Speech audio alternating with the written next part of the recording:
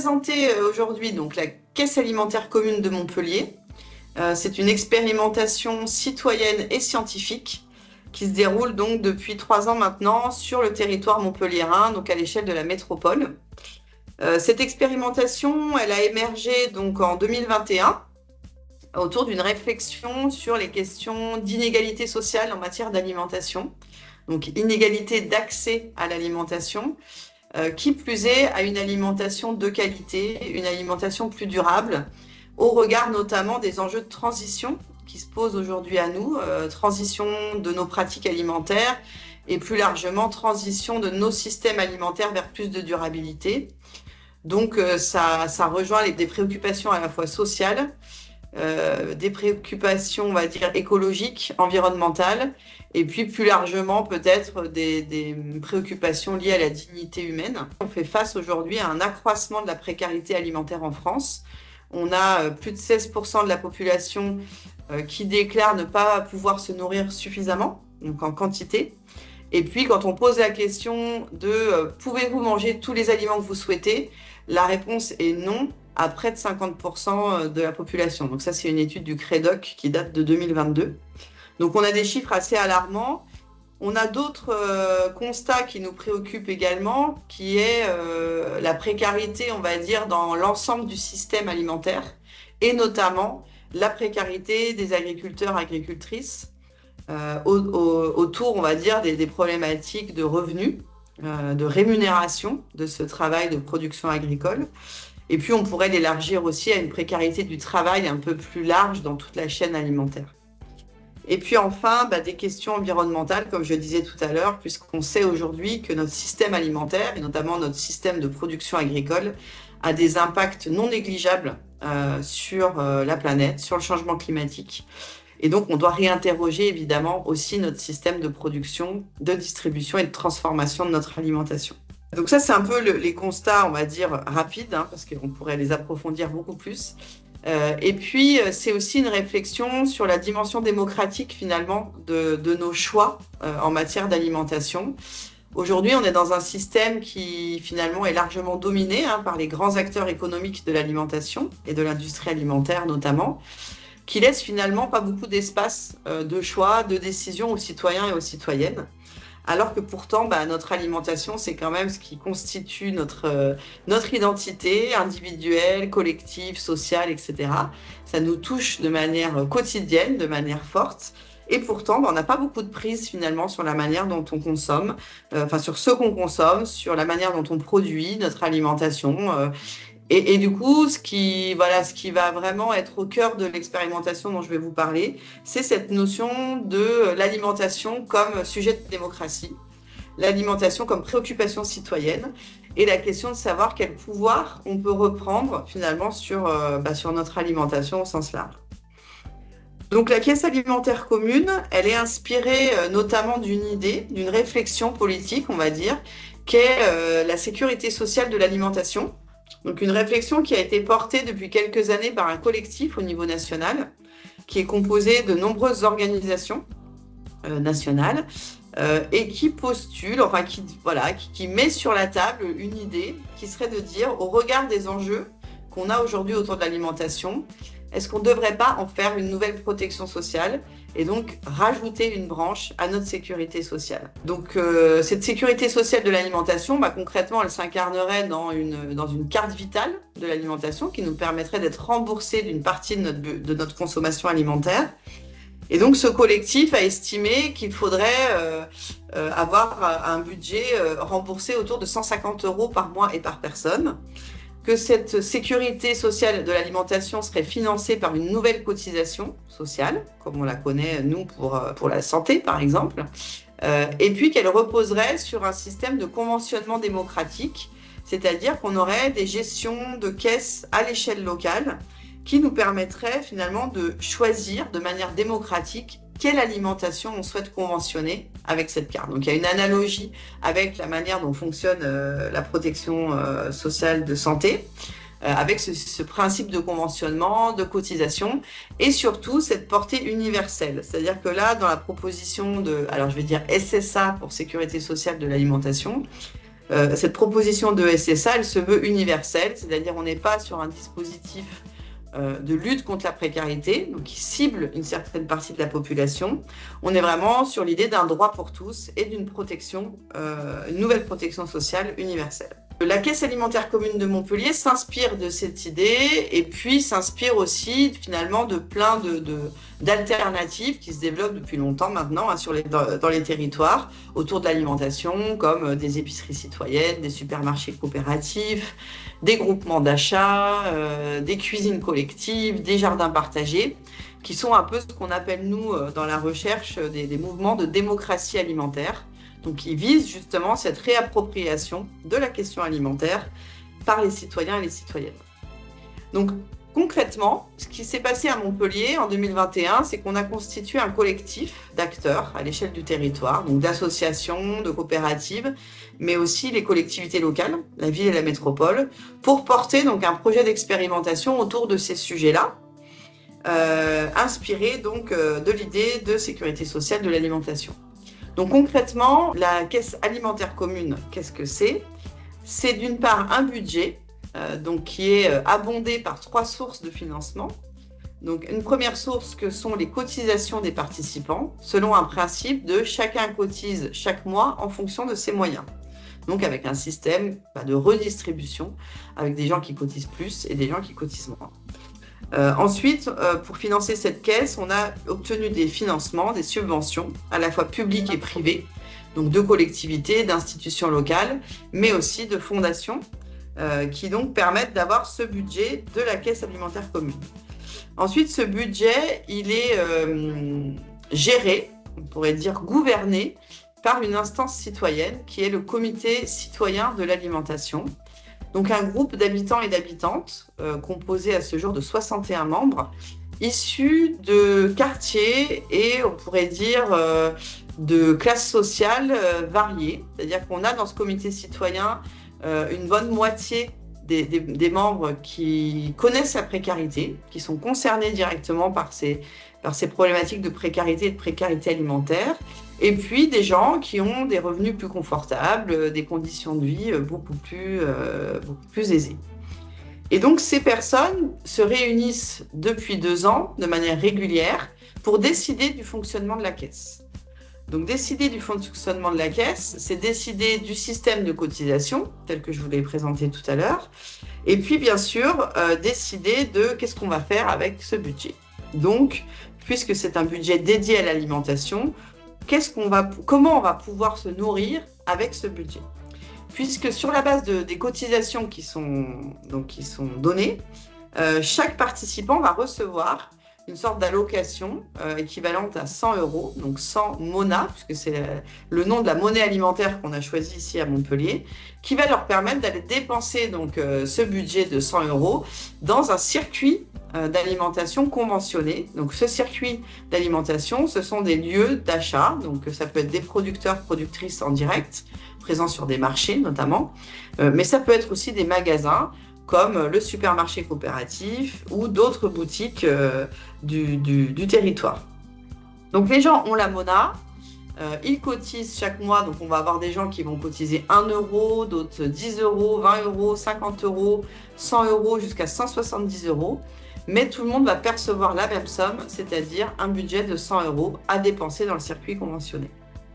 Donc ce comité citoyen, il a cette fonction de décider quelle alimentation va pouvoir se procurer avec ces MONA, ces monnaies alimentaires. Donc c'est là où l'exercice de la démocratie alimentaire s'exerce, puisqu'ils vont avoir tout un travail de réflexion sur des critères de qu'est-ce qu'une bonne alimentation pour moi, pour toi, pour nous tous ensemble, et qu'est-ce qu'on va mettre en avant comme critères de qualité. Donc là, dans les critères qui ont été établis par ce comité citoyen, on a des critères qui sont liés bien sûr à la qualité des produits, qualité pour la santé, qualité pour l'environnement, qualité aussi au regard de la rémunération du producteur. On va avoir des critères qui vont être liés à la dimension pratique. Est-ce que c'est accessible pour tous et toutes? Dans quel quartier ça se situe? Quels sont les horaires d'ouverture? Des choses comme ça. Et puis, on va avoir bien sûr des critères liés à la relation avec le producteur, le fournisseur, et notamment, comme je disais tout à l'heure, sur la juste rémunération, le juste prix, comme on dit, de l'alimentation au regard des coûts de production. Donc aujourd'hui, on a à peu près 350 foyers qui expérimentent ce système de caisse. On a, comme j'ai dit tout à l'heure, 61 membres dans le comité citoyen. Et on a une cinquantaine de points de vente qui sont conventionnés sur le territoire de la métropole.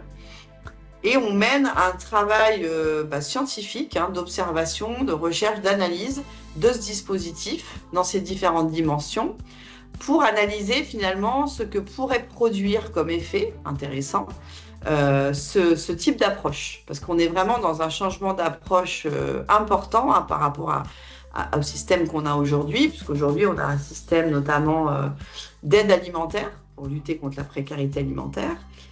Et puis, on a ensuite des politiques agricoles, des politiques sociales. Voilà, tout ça est relativement segmenté. Et là, en gros, notre enjeu, c'est de voir si on peut imaginer, inventer une autre forme, on va dire, d'action publique autour de ces enjeux qui soient plus transversales, plus systémiques et qui essayent de prendre en compte conjointement, je dirais, les questions sociales, les questions agricoles, les questions écologiques. Donc, qu'est-ce qu'on observe, on va dire, à ce jour? On observe que la caisse alimentaire commune a des effets relativement forts sur les questions de précarité alimentaire. Pourquoi? Parce qu'on est dans justement un petit peu le contraire de ce qu'est la précarité. La précarité, c'est l'incertitude. On ne sait pas de quoi demain ça fait, on ne sait pas comment on se nourrira le mois prochain. Ben là, on a ce budget régulier sur lequel on peut compter, qui du coup amène une certaine sécurité, un sentiment d'apaisement dans des vies qui sont, on va dire, largement impactées par le stress de la précarité et de ne pas avoir les moyens de finir le mois, etc. Donc, on a des effets là-dessus. On va avoir aussi des effets sur la qualité, alors un peu la quantité, même si pour 100 € par mois, on n'est pas non plus sur une part de budget alimentaire qui est extrêmement conséquente, sauf pour des personnes seules. Donc, on a des effets sur la sécurité en termes de quantité, mais beaucoup aussi sur la qualité de l'alimentation. Donc, la diversité de produits, la qualité de produits, le goût des produits, qui ressort aussi beaucoup dans les données qu'on a recueillies. Et finalement pouvoir aussi avoir accès à une certaine dignité, on va dire, humaine de base, c'est-à-dire pouvoir choisir son alimentation et pas être contraint finalement dans ses choix alimentaires. Voilà, on a des effets aussi sur tout ce qui est pratique alimentaire, puisque à travers cette participation à la caisse, on peut observer, notamment pour les ménages les plus modestes, des modifications de pratiques alimentaires, de ce qu'on met dans son assiette, ce qu'on cuisine, etc. Et puis, ce qu'on regarde aussi, c'est des effets sur ce qu'on appelle la citoyenneté alimentaire. Donc, plutôt, finalement, l'approche de l'alimentation que peuvent avoir les personnes qui participent et peut-être une prise de conscience aussi des enjeux qu'il peut y avoir autour de nos systèmes alimentaires. Bon, alors, pas tant sur l'aspect nutritionnel, parce que globalement, quel que soit le milieu social, les gens, d'une manière majoritaires savent à peu près ce qu'il faut manger pour être en bonne santé. Ça ne veut pas dire qu'ils peuvent le faire ou qu'ils le font systématiquement, mais souvent on a la connaissance de cet équilibre nutritionnel. Et justement, participer à cette caisse, c'est aussi se donner les moyens de pouvoir le faire concrètement, réellement, et donc d'être peut-être plus en adéquation avec nos aspirations alimentaires et avec ce qui est important pour nous. Là où on va observer des effets importants sur les personnes qui participent, c'est au niveau du comité citoyen de l'alimentation. Donc, c'est 61 personnes qui ont été extrêmement actifs finalement dans la construction même de la caisse et de ce à quoi elle ressemble aujourd'hui. Et là, on va plutôt s'attacher à regarder les effets en termes de ce qu'on appelle le pouvoir d'agir des personnes, leur capacité finalement à se mettre en mouvement, à s'engager, à prendre conscience de certains enjeux. On va avoir des effets individuels sur l'estime de soi, la légitimité à participer à quelque chose de politique. à contribuer à une réflexion qui n'est pas seulement pour moi, mais qui est finalement pour l'intérêt général. Et là, je pense qu'on est sur des sujets qui sont très, très importants aujourd'hui sur comment on fait de la politique, quelque part, et comment des personnes qui ont le sentiment d'être plutôt exclues, plutôt invisibles dans notre société, peuvent reprendre un petit peu de confiance, de légitimité à donner leur avis, à se forger une opinion, à la partager avec d'autres. Ça, c'est vraiment l'expérience du comité citoyen. Et puis, cette idée aussi qu'on fait démocratie, alors certes à une échelle locale, autour d'un sujet en particulier, mais je pense que là aussi c'est important, à l'heure où on parle de ce fameux fossé démocratique, cette idée que les populations seraient de plus en plus éloignées finalement de leurs représentants politiques, il y aurait vraiment une forte défiance, un manque de confiance dans cette démocratie, ce régime démocratique dans lequel on est. Et bien là, à une échelle plus locale et plus réduite, évidemment, c'est aussi se redonner cette possibilité de dire, oui, on peut exercer notre citoyenneté, on peut donner notre avis. Et c'est vrai que l'alimentation, pour ça, c'est un sujet assez intéressant, au sens où tout le monde a quelque chose à dire là-dessus, ça nous concerne tous, on mange tous les jours, on est tous préoccupés de ce qu'on mange, de ce que mangent nos enfants, et donc c'est un sujet qui peut faire du commun, même s'il y a aussi beaucoup de différences et beaucoup de, potentiellement de désaccords sur ce qu'est une bonne alimentation, comment il faut manger ou pas, comment il faut produire ou pas. Il y a du désaccord, mais il y a aussi du commun parce que ça nous concerne tous. Donc, ce qu'on a aussi comme résultat sur cette expérimentation, c'est que oui, faisons de la démocratie autour de l'alimentation et faisons de l'alimentation un sujet de démocratie parce que c'est porteur, ça peut intéresser les gens et ça donne des choses qui sont plutôt encourageantes pour l'avenir. Parce que quand on a lancé un peu cette expérience, on nous a dit oui, mais alors si vous demandez aux gens ce qu'ils veulent manger, ils vont tous vouloir des frites et du coca. En fait, non. En fait, si on prend le temps de créer ces espaces d'éducation populaire, de partager les enjeux en croisant les questions de santé, les questions du monde paysan, les questions de l'écologie, les questions sociales, oui, on peut imaginer et confirmer l'hypothèse que par la démocratie, on va faire des choix plutôt vertueux, plutôt qui vont dans le sens de l'intérêt général et pas forcément des mauvais choix. L'expérimentation va continuer, on va prolonger ce travail sur plusieurs années, donc je pense que les années passant vont aussi nous permettre de confirmer un peu plus nos différents résultats. Mais a priori, c'est plutôt quelque chose qui nous encourage à continuer. Et ce qui nous encourage aussi à continuer cette expérimentation, c'est que depuis qu'on a commencé il y a 2-3 ans, on a vu aussi tout un mouvement émerger à l'échelle nationale de plein d'expérimentations autour de la sécurité sociale de l'alimentation qui se lancent. Qui essayent de monter des groupes locaux, ça peut être dans des villes, dans des plus petites communes, donc c'est à la fois urbain et rural, et ça montre qu'il y a peut-être un intérêt aujourd'hui pour ces questions d'alimentation qu'on avait peut-être moins il y a quelques années. Moi, ça fait à peu près 10 ans que je travaille sur ce sujet-là, et on voit bien qu'aujourd'hui, c'est remonté un petit peu sur le haut de la pile, ça intéresse un peu plus, ça intéresse aussi des députés, des politiques, des élus locaux. Donc, bien sûr, ça ne fait pas l'unanimité. L'idée d'une nouvelle protection sociale, bien sûr que ça pose plein de questions, surtout quand on veut avoir cette approche systémique à la fois sociale, alimentaire, agricole, de santé. Mais je pense qu'on est quand même sur un sujet de notre époque, un sujet d'avenir qui re-questionne aussi la manière dont on aborde toutes ces problématiques extrêmement lourdes, extrêmement complexes, extrêmement angoissante même, on pourrait dire. Et là, on est sur une proposition qui peut paraître encore utopique, mais qui est finalement assez concrète et que nous, on a réussi à incarner dans une expérimentation locale avec beaucoup de citoyens et citoyennes qui se sont investis, avec des élus locaux qui se sont investis également, avec des acteurs économiques aussi, puisque comme je disais tout à l'heure, on a des producteurs, des productrices, des magasins, des entreprises qui s'intéressent à ce qu'on fait. Donc on peut imaginer qu'on est peut-être en train d'essayer d'inventer une nouvelle manière de répondre à tous ces enjeux.